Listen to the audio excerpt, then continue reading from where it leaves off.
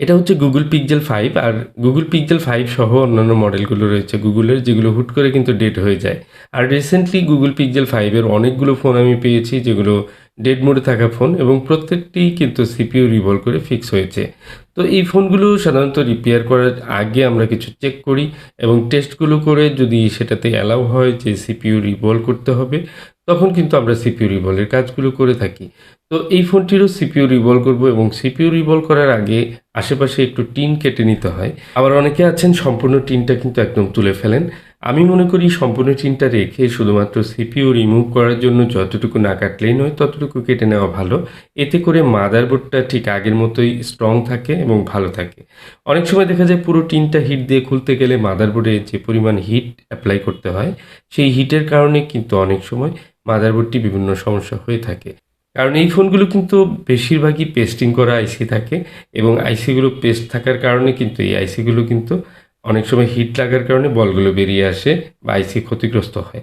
তো এই বিষয়টি মাথায় রেখে সুন্দরভাবে কিন্তু আইসিটি রিমুভ করতে হয় এবং কি আইসি রিমুভ করার পর খুব ধীরে ধীরে সম্পূর্ণ বলগুলো সম্পূর্ণ সারফেসটি ক্লিয়ার করে নিতে হয় এবং আইসি যেখানে বসবে প্রত্যেকটি জায়গা কোনায় কোনায় পরিষ্কার করে নিয়ে তারপরে কিন্তু আইসিটা ক্লিন করে রিভলভ করে ইনস্টল করলেই কাজ শেষ।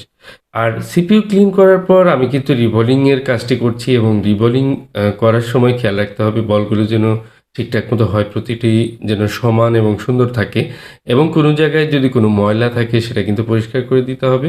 তো আমার মাদারবোর্ডটিও কিন্তু একদম ফ্রেশ রয়েছে, হালকা করে একটু ফ্লাক্স পেস্ট দিয়েছি। তো এবার আমি আইসিটা ইনস্টল করছি। তো এই ধরনের প্রসেসর যখন আমরা ইনস্টল করি তখন কিন্তু আমাদের খুব ধীরে ধীরে হিট অ্যাপ্লাই করে এবং আস্তে আস্তে সাইডে একটু ফ্লাক্স দিয়ে তারপরে কিন্তু ইনস্টল করতে হয়।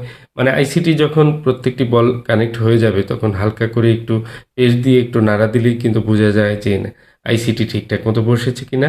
তো আইসি যখন ভালোভাবে কানেক্ট হবে এবং সঠিকভাবে যদি প্রতিটি বল কানেক্ট হয় তাহলেই কিন্তু আইসিটি সঠিকভাবে কাজ করবে। অনেক সময় দেখা যায় বল ছোট বড় বা ঠিকঠাক মতো কানেক্ট না হওয়ার কারণে কিন্তু ফোনগুলো অন হলেও বিভিন্ন সমস্যা করতে পারে। যাই হোক আমি খুব সুন্দরভাবে আইসিটি ইনস্টল করে নিলাম। এবার আমি দেখব যে ফোনটি যে ডেড ছিল, ডেড ফোনটি অন হয় কিনা। যেহেতু পুরো বডি বা অন্যান্য পার্টগুলো আমার কাছে এই মুহূর্তে নেই। আর এই ফোনটি আমি শুধু চার্জে দিয়ে দেখব যে ডেড মোড থেকে রিকভারি হয়েছে কিনা। দেখুন অলরেডি কিন্তু রিকভারি হয়েছে।